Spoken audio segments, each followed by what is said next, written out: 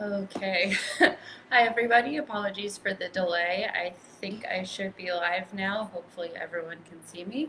Hopefully, Byron, our tech whiz, will let me know if you can't see me, but I'm just going to go ahead and dive in. My name is Ryan. I am the merchandise manager here at Sweet Maria's. I've been working here for about the last 3 years. Been working in specialty coffee for the last 7, 8 years, right around there. Started as a barista and then kind of transitioned more into green coffee and roasting. So I've worn a lot of hats throughout my brief career in specialty coffee. So today, I know some of you pre-submitted questions, which is great. I'm going to start off with those and try to get through as many of those as I can. If you do have any questions that you didn't submit ahead of time and you'd like to get answered, go ahead and leave a comment in the comments bar on the side. If we have time at the end, I'll try to get to as many of those as possible. Otherwise, you can always send an email to us at info@sweetmarias.com. That's our normal customer service line. Always there, always answering questions, happy to help you out. If you want a comment or a question to be addressed in a future AMA, or we've been playing with the idea of doing some kind of pre-recorded segments where we answer questions, you can email those to info@sweetmarias. You can also send those directly to Byron. His email is byron@sweetmarias, and he's happy to keep track of those so we can get your questions answered. So for now, I'm just going to go ahead and dive right in. Our first question is coming at us from Johnny. Johnny says he would like to know about automatic pour-over coffee machines for home with stainless steel coffee filters. Okay, so I'm not totally sure what you're looking for. Automatic and pour over, there's obviously some machines that are marketed as such. Honestly, the biggest difference between just regular auto drip coffee and pour over coffee is that it's manual, not automatic, and that gives you control over a lot of different factors that you can't always control in especially lower end auto drip machines, stuff like flow rate, the water temperature, your brewing ratio, some of that kind of stuff. As far as the stainless steel filters go, we do have some stainless steel filters available on our website. We have them for the mocha pots, we have them for the AeroPress, and then the French press. There is the cone that you can purchase for Chemex. That's from Able Brewing. The price point is a little high, but they do a really nice job. Worth mentioning that with a stainless steel filter compared to a paper filter, you're going to get a little bit more particulates in there. So it's going to give you a bigger bodied kind of a rounder cup, but you're also going to be losing some clarity. So it just kind of depends on what kind of cup you're hoping to get, what your brew style preference is. If you're looking for an electric coffee brewer that's going to kind of do some of the work for you that has a metal filter, the Brazen Brewer from Be More comes with a gold mesh filter that works really nicely. You can also use paper filters, so if you want to kind of try different stuff out, try it with the metal filter, and then try it side by side with the paper filter, that's a really great choice.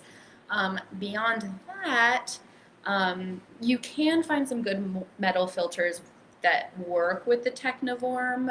We don't carry those, and honestly, I find the Technovorm with the paper filters is really great, but you can definitely find them out there.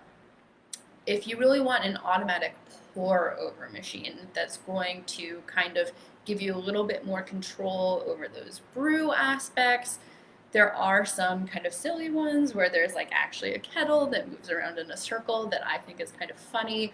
But the ratio brewers, we don't carry those, but they are really nice, really great brewers. They work with a Chemex. They kind of simulate the pour over process, but they do it automatically. They're definitely a little bit pricey. The price point is going to be higher than a lot of the machines that we carry at Sweet Maria's. But if that's really something that you want, definitely go that direction. Personally, because I'm usually brewing at home for just myself or myself and my partner, I kind of like the ritual of doing the pour over and all of that kind of stuff by hand, but it definitely takes a little bit more time, a little bit more effort, and a little bit more attention. So especially for those weekdays where maybe you just want to press a button and go, yeah, I would take a look at the brazen probably. Okay. So our next question comes from Joe, and it's actually also about pour over. So his question is, several of your offerings mention that a particular coffee is ideal for pour over brewing. My question is, what makes certain beans especially suited for pour over brewing?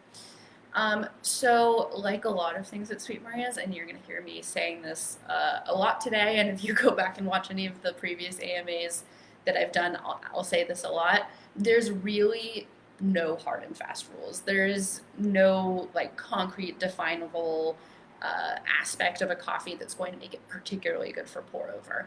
Again, like I kind of touched on in my last answer, there's not a huge qualitative difference necessarily between an auto drip kind of auto brewed coffee, if it's a brewed coffee coming out of a machine, versus the pour over. The pour over is more the manual, it's control, and oftentimes it's going to be a single cup or maybe like a carafe versus like a whole pot of coffee. So good for pour over can also just kind of mean really good as a brewed coffee. Personally, when I hear good for pour over, it's often a very delicate coffee or a particularly delicious coffee that really deserves a little bit of extra attention, which you'll get out of a pour over. In a cafe setting, that might be a coffee that is like the featured coffee that maybe you have to pay a little bit extra for, and the barista will do the pour over for you. So there's lots of presentation. It's kind of a special experience. Sometimes it's a clean coffee that benefits from like that paper filter versus the metal filter. You might want a little bit more clarity. You might have like that really beautiful kind of like sparkling crispness that does well with a paper filter from pour over and drip brewing rather than something like a full immersion method. But those are all just suggestions and kind of our feelings. There's no specific doctrine about that. It looks like there is a comment that the video is frozen, but it still looks good on our end, so I'm going to keep on moving. If people are experiencing any difficulties with the video, go ahead and leave more comments, because if that's a thing that everyone's experiencing, we definitely don't want to just keep running through these. But for now, I'm going to go ahead and move on to our next question. Okay. So this is a little bit of a pivot. This question comes to us from Ed, and Ed's question is, do coffees from different parts of the world get harvested at different times of year, depending on region or origin? Also, can we expect the taste and makeup of that particular coffee to change from year to year because of weather conditions in the growing area? The reason for my question is that my wife and I purchased several different coffees from you last year and found several that we really liked, but they were out of stock by the time we tried to reorder them in bulk. Okay, so to start off with that first question about when coffee gets harvested, yes, absolutely. Coffee is seasonal, coffee is an agricultural product, and harvest times will vary based on region. I believe in our library we have something called the coffee production timetable that kind of lays out for you some of the different major origins for coffee, their main growing season, their main harvesting season, and then their main shipping season, because it is a pretty long life cycle, depending on the region. There are a lot of factors that can influence the character of coffee from harvest to harvest. Weather is definitely one of those factors. Again, as an agricultural product, going kind of toward when can you expect to see a coffee that you really like, that's gone out of stock, how can I replace a favorite? It's really tricky for us to predict like if or when we'll have the same coffee again in subsequent harvests. We do have long-term relationships with a number of farms and co-ops throughout various regions. It's really important, and it's a huge part of stability and the supply chain and kind of giving farmers a little bit more stability financially, that kind of guaranteed income, to kind of work with them year after year and give them some guarantees about, like, yes, we're going to buy some of this coffee.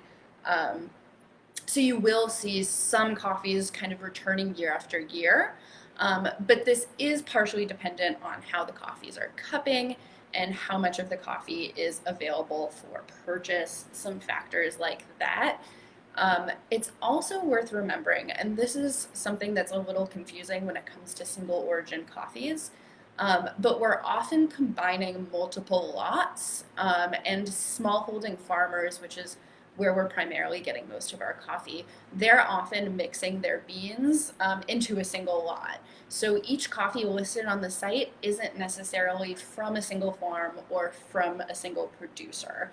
So this can add even more variability from year to year in terms of the actual character of the coffee.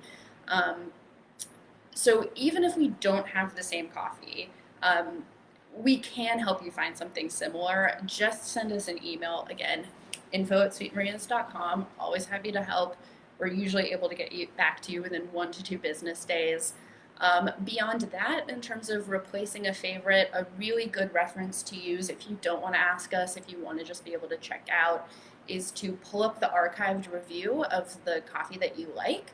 The best way to do that using the search bar on Sweet Maria's is to look at that 4-digit number, the GCX number that's listed under all of the coffees on our packing slips. That's the SKU or the code. So if you type that 4-digit number into the website, it will automatically pull up the archived review.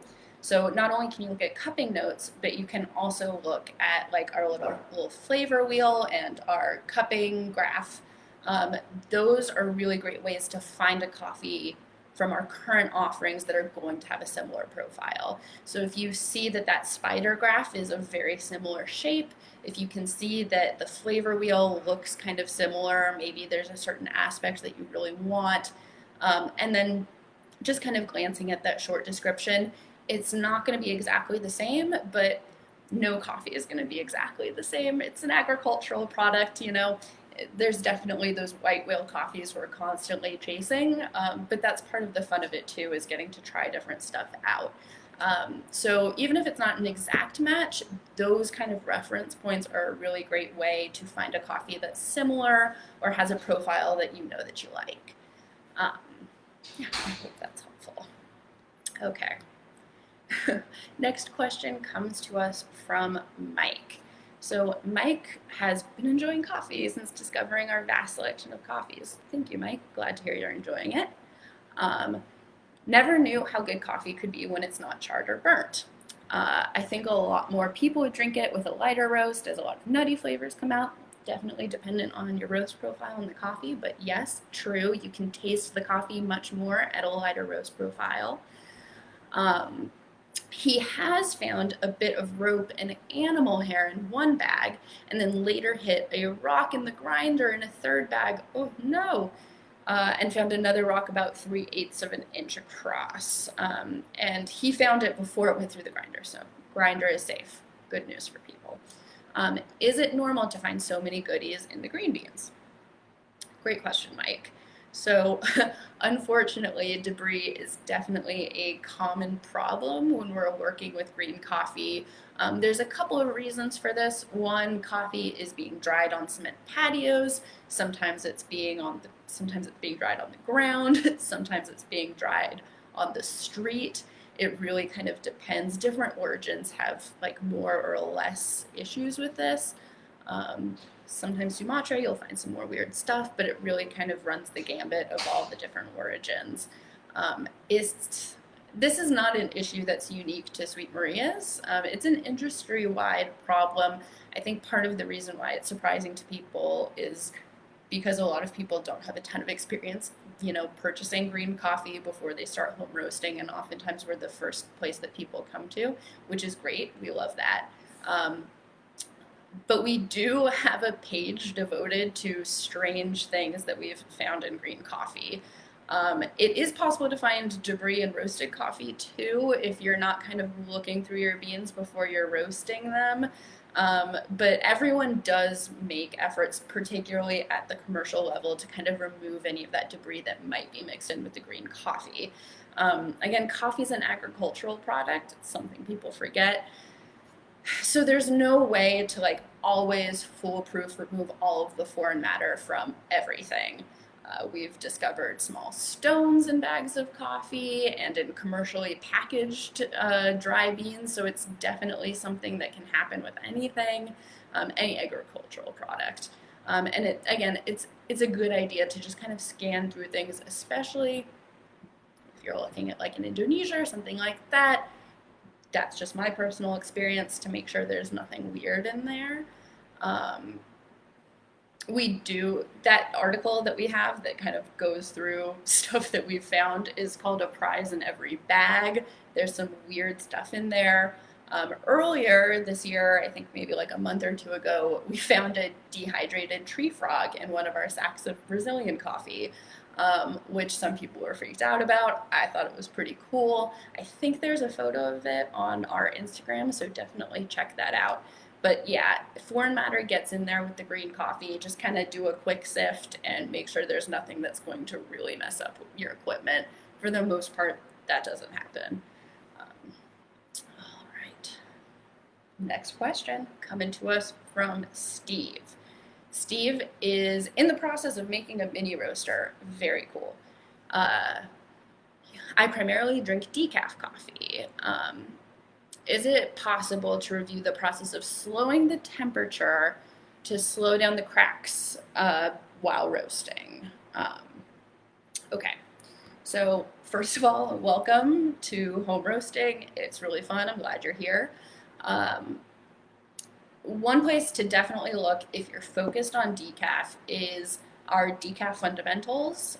We do have a decaf fundamentals from I think maybe 5 or 6 years ago, and then we have an updated version that's called I think Decaf Fundamentals Getting Started with Decaf Coffee, that kind of walks you through some of the difficulties, trials, and tribulations of roasting decaf, because it is kind of a different beast compared to regular roasting. I talked a lot about roasting decaf in our last AMA that was posted in June, so I don't want to spend too much time on this. You can go back and watch that older video. I highly recommend it. There's some great info in there.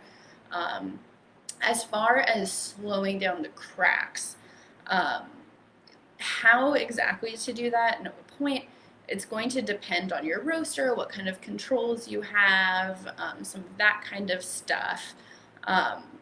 You can try to maintain a lower temp to kind of stretch out the roast. You can adjust airflow, but I would be really careful with kind of lowering temperature too much or stretching out that first crack, especially if you are just starting roasting and if you're roasting decaf, because that's pretty tricky. Because you don't want your roast to stall out. If you're not giving enough energy into your roast during that first crack, it can kind of stop taking on heat, stall, flatline, and that's going to give you some kind of baked, unpleasant, bready, grainy flavors, which is not what you're going for.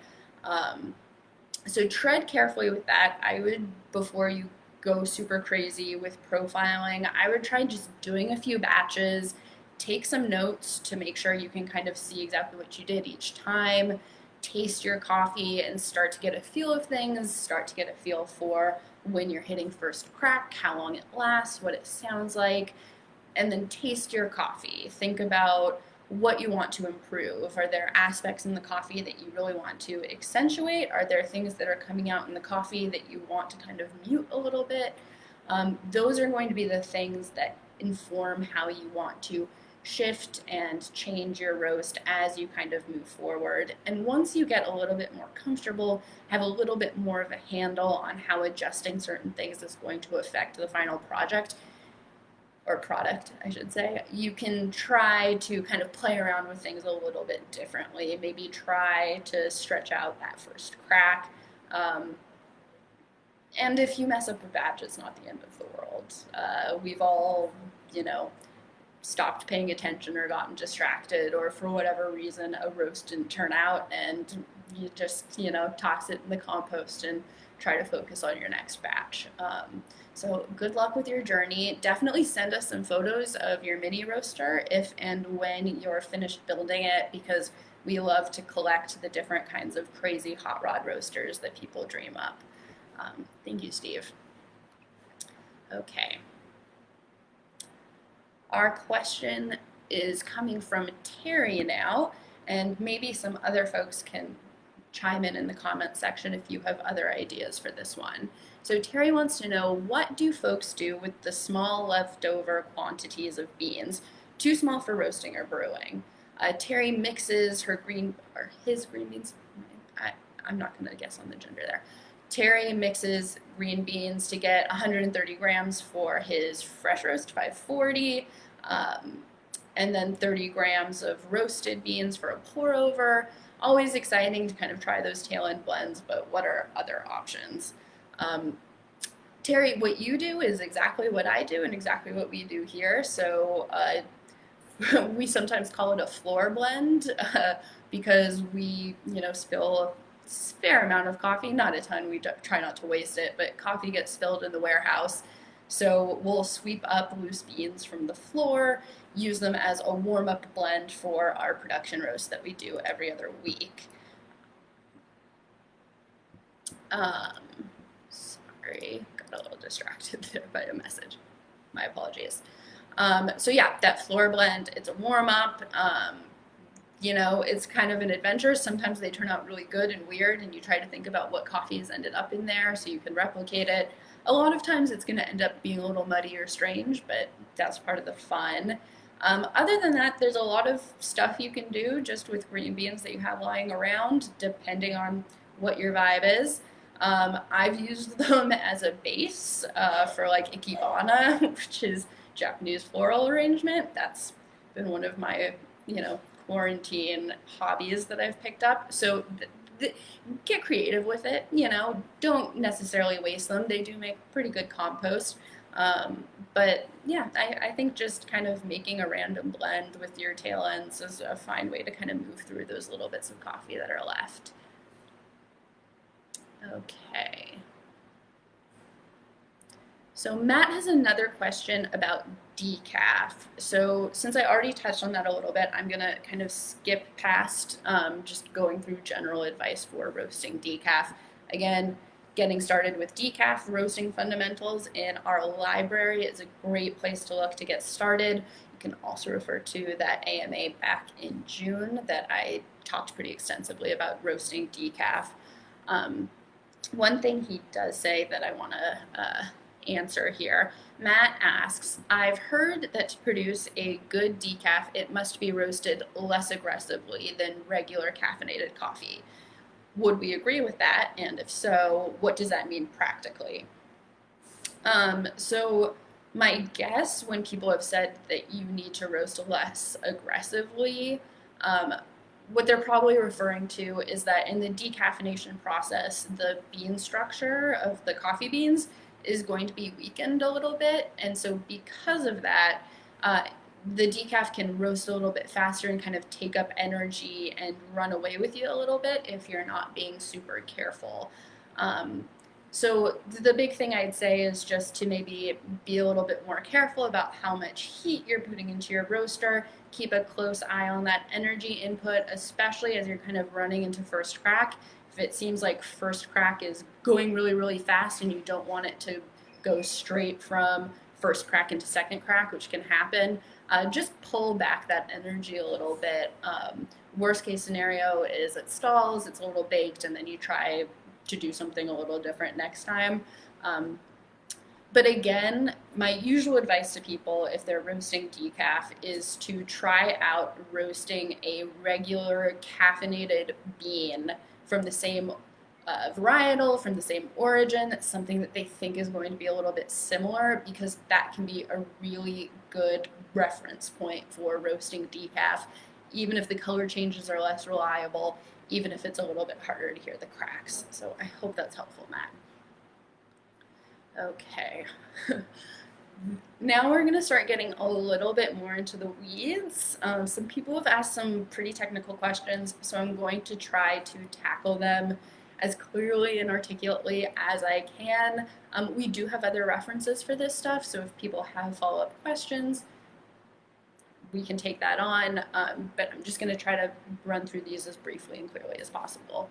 So Sylvester wants to know, what is ROR and how important is it to roasting? To roasting curves, do you want to slowly ramp up the heat during the roast or slowly taper it off? And 3, fan speed. Why is it important and when would you increase it?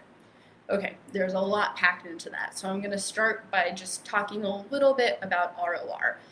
ROR, I'm sure if you've been in any forums or anything like that, it kind of gets dropped a lot, especially Scott Rao, famous for kind of talking about the importance of ROR. And it is very important, but I wouldn't get too overly concerned about it. ROR stands for rate of rise. In other words, it's the speed at which your bean temperature is changing.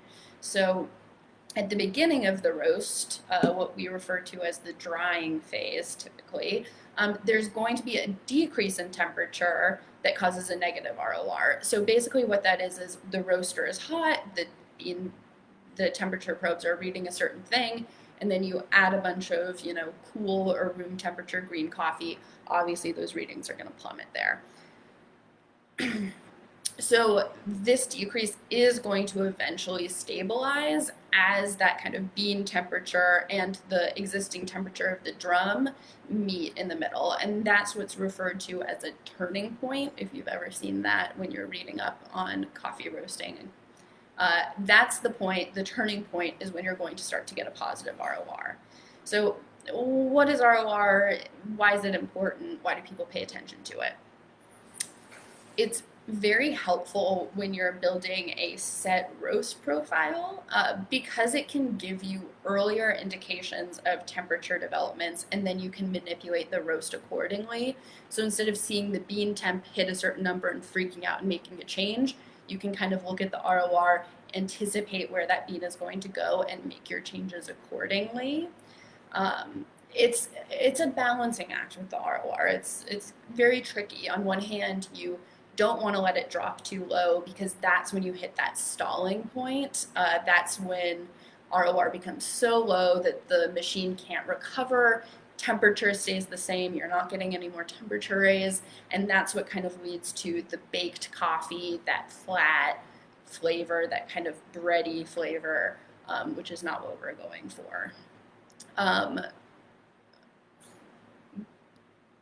That said, do we want a high ROR? Do we want a low ROR? What kind of thing are we looking for? Again, there's no hard and fast rules. This is part of building a profile, and that's one of the differences that you'll see in different profiles is, are you looking for a higher ROR? Because especially toward kind of the earlier stages of the roast, that can kind of bring out that really poppy, sparkling acidity.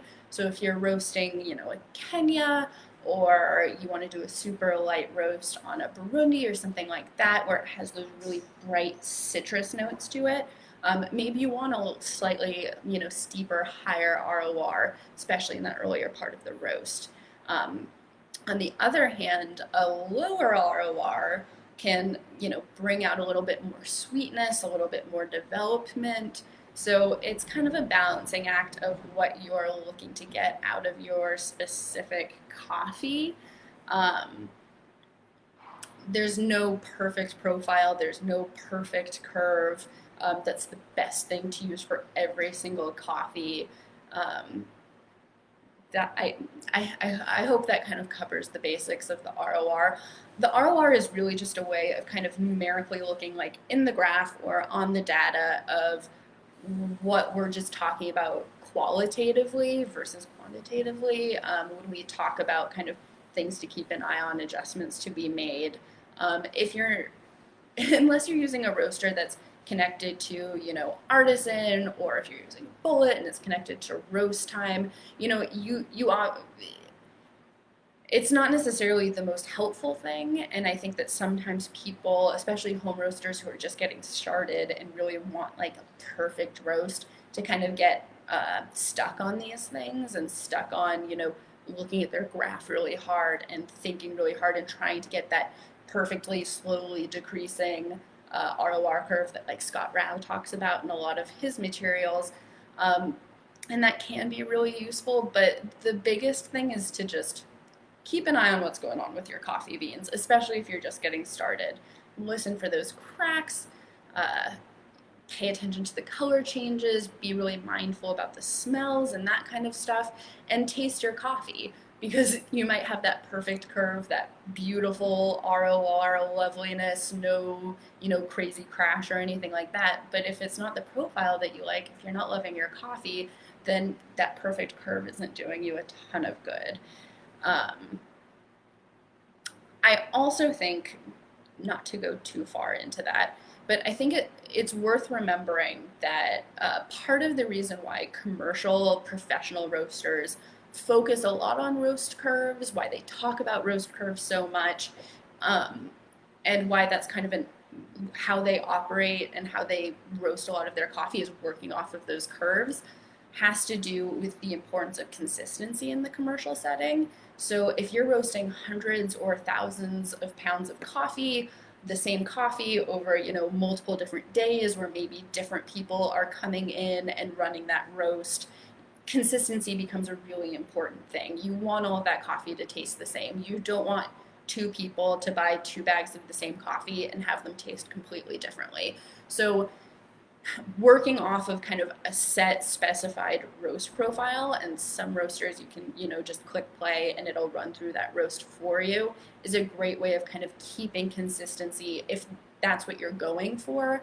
I don't think that's important for, or as important for, a home roaster, especially if you're experimenting, trying different coffees and kind of doing this as more of a hobby or for fun. It's more something to worry about when you start to maybe move into the commercial arena. So that's just a brief, my brief philosophy about ROR and roast curves.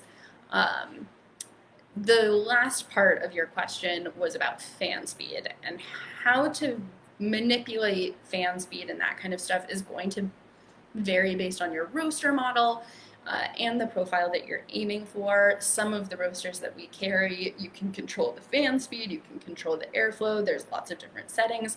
For others, it's just a set thing and you can't manipulate it at all. So there's no like orthodoxy of this is what fan speed is for. I personally have found that when roasting on electric roasters that utilize a heating element in particular, I'll sometimes rely on fan speed to kind of profile and adjust the roast throughout that roast cycle while keeping the temperature settings constant. And the reason for that is because sometimes those temperature changes can have a really long response time, especially if they've already heated up. It's going to take a little bit of time to cool down and vice versa. So sometimes fan speed is an easy way to make really quick adjustments to what's going on in the roaster when you can't make really fast adjustments to temperature directly. I also think it's worth mentioning that airflow is important because, if you have a ton of, especially if you're roasting dark, if you have a ton of kind of smoke and stuff kind of stuck in the drum or chamber, whatever your roaster has, that's going to impart a flavor to the beans. So maybe you really love that kind of like smoky charcoal you taste in your coffee. In that case, maybe this is not something to worry about as much. But keeping the air kind of flowing out, moving out, getting that exhaust out can be a good way to kind of keep that smokiness from affecting the character of your final roast. All right. That was a doozy. I hope everyone kept up with that. I'm sorry if I lost my chain of thought there a little bit. Okay, so our next question, I'm not sure who it's from. It doesn't have a name, so if this is your question, this is for you. The question is, do aggressive roast profiles, particularly in air roasting, result in a mixed bean development? In other words, something like full city at the bean exterior, city at the interior. So is there a difference between the roast level on the outside versus the interior of the bean? Compared to a slower roast where bean development might be more uniform? And if so, for what coffees might this be good or bad? And two, this is a funny one. Okay, is there such a thing as erosion in air roasting where oils/volatile compounds at the bean exterior are more prone to evaporation due to the high airflow? Okay, I'm going to start with that first part of the question, which is, do aggressive roast profiles, particularly in air roasting, result in mixed bean development, where the outside of the bean is going to be more developed by the interior of the bean? Yes, absolutely. This is definitely a thing that happens. We actually had an event at our warehouse back in the times when we could allow the public into our warehouse, which hopefully will be the case again soon. But we had an event where we taste tested the same coffee that had been roasted in several different machines to kind of highlight this phenomenon. Is it a good or a bad thing? Depends on what you want. So if you really like highlighting those kind of brighter aspects of the coffee, for instance, it can be a nice thing because on one hand, you're getting that brightness preserved on that interior of the bean, but you're still getting a little bit of mellowing and sweetness from more bean development on the outside.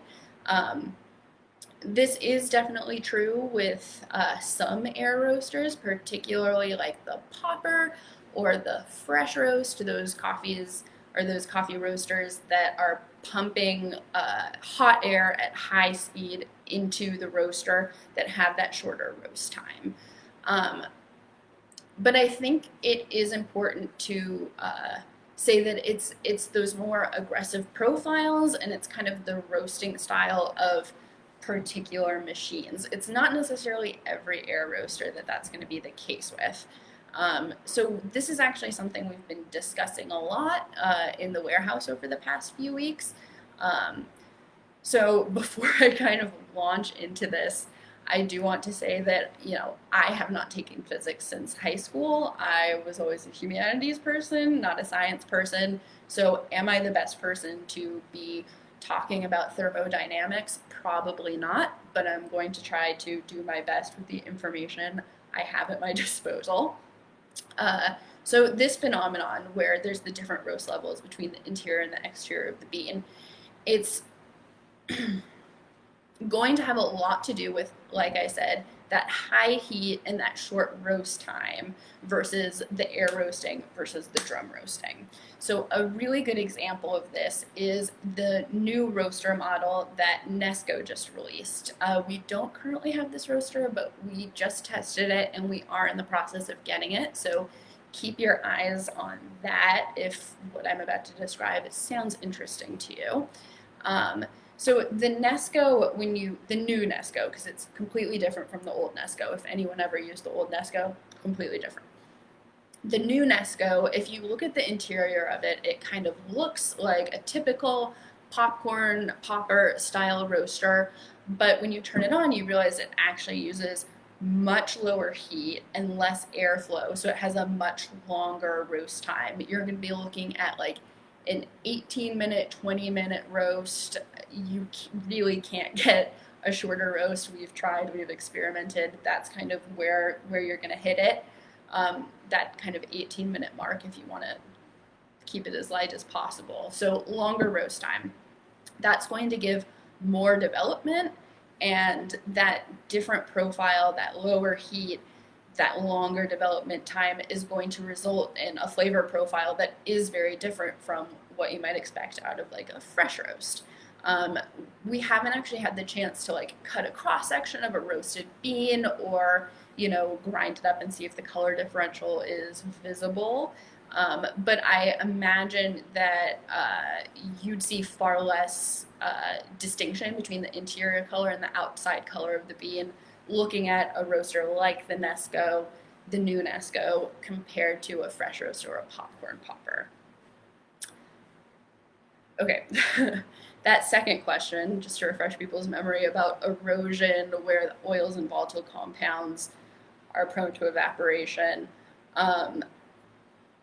Truly, I don't know the answer to this. I don't want to speak out of turn and tell you something and then turn out to be completely wrong. But one thing I do want to touch on is coffee oils, because that is something that a lot of people ask us about, and there are some kind of common misconceptions about coffee oils. So if you don't see oils on the surface of the bean, that doesn't mean that the oils have burned away. It doesn't mean that they've evaporated. Rather, when you don't see any oil on the outside of the bean when you're done roasting, it usually means that the cell structure of the coffee is still somewhat intact, and so the oils are still kind of locked into that bean. If you see super oily beans, which usually happens with a dark roast, it's often because they're either old, if it's a light roast that's kind of been sitting for a really long time and the oil has had the time to kind of slowly seep out, or it's, like I said, very darkly roasted. When you roast really darkly, it fractures the bean structure, so it can release those oils to the surface. But in this case, you're actually losing more coffee oils and soluble compounds from a dark roast because you're kind of roasting a lot of those things away. It's less of a thing to worry about with like a high heat, fast, quick roast that maybe is like at a city or city plus level. It's also worth remembering, seeing those oils on the outside of the bean, it's not going to result in a more like oily cup. It's not going to result in a rounder mouthfeel or anything like that. If anything, they tend to have thinner body, darker roasts do compared to lighter roasts, again, because there are fewer soluble compounds left in the coffee. A lot more of those have kind of burned away in the roasting process.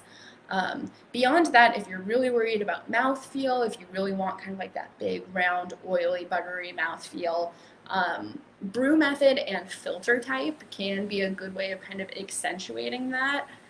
Think full immersion, think like cloth or metal filters that will absorb less of those coffee oils if you want that really big round cup.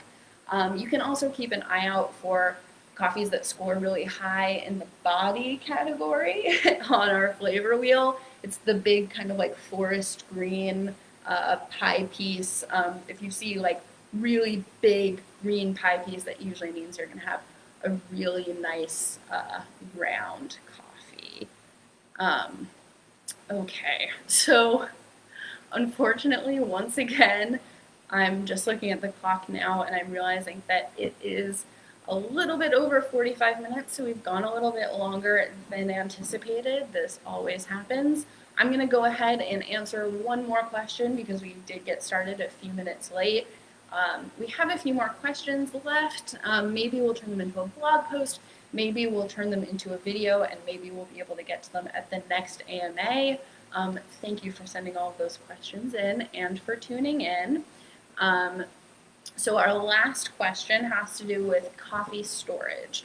And Mike would like to know, can you share information on freezing our vintage roasted beans at both home roaster and at the larger scale? So, freezing your coffee is an option if you know that you're not going to be able to drink what you've roasted within 1 week. That 1 week mark is really kind of just an easy, thumb note for the freshest coffee. Again, if you're roasting espresso, you're gonna have a little bit more latitude. I prefer espresso more at like 1 to 2 weeks. For peak freshness, tends to be a little bit more stabilized, a little bit easier to get a nice, easy, even extraction out of it. That's my personal preference. So the thing to remember about the freezer, it can dehydrate the beans or the roasted coffee, but the real downside and the real thing to keep an eye on if you are freezing your coffee is condensation that refreezes inside of the bag or the container that your coffee is stored in. Because moisture is really just like coffee's enemy. It is not going to get moldy in the fridge, but it's going to negatively impact the flavor, and it's not going to defrost in that same good way. My biggest note about if your coffee has to go in the freezer is to do your best to just defrost it once and then store it at room temperature rather than refreezing it multiple times. So if you think it's going to take you, 2 weeks to go through your coffee, maybe split your coffee in two, put half of it in the fridge, keep half of it in like a canister or a jar in your cupboard, and then once you've moved through that, you can pull that coffee out of the freezer and move it into your cupboard and kind of move through that roasted coffee.